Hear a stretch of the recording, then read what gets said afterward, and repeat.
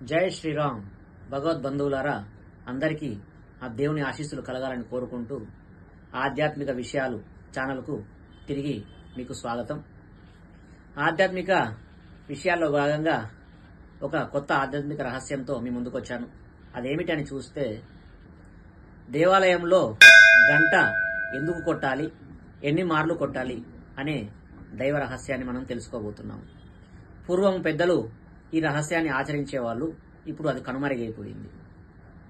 కొంతమంది భక్తులు గంటను సరదాగా కొడతారు, కొంతమంది సరదాగా పిల్లలతో కొట్టిస్తారు, కొంతమంది 3 గంటలు కొడతారు, కొంతమంది 5 గంటలు కొడతారు.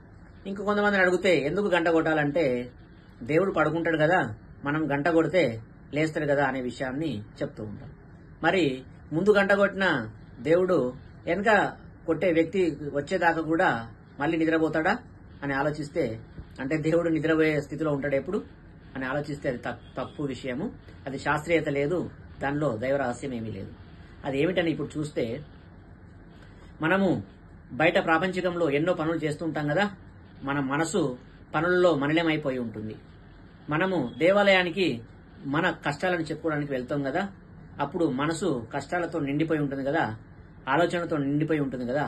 ఆ ఆలోచనలు లేకుండా మనం ఏం చేయాలంటే, దేవాలయానికి వెళ్ళి ప్రదక్షిణ ద్వారా కొన్ని ఆలోచనలను తీసివేసేయాలి.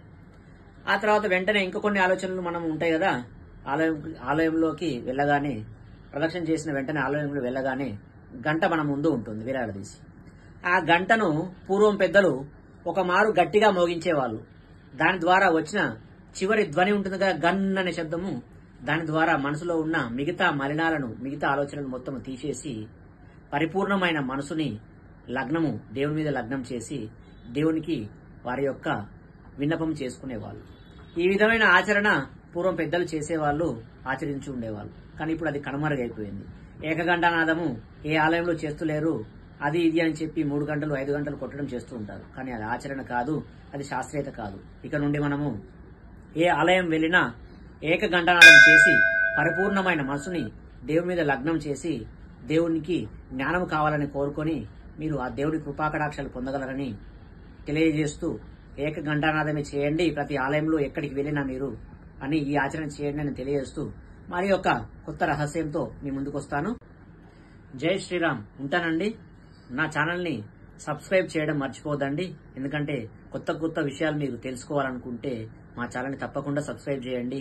అందరికీ తెలిసే విధంగా షేర్ చేయండి, మీ స్టేటస్లో పెట్టుకోండి. జై శ్రీరామ్. ఉంటానండి.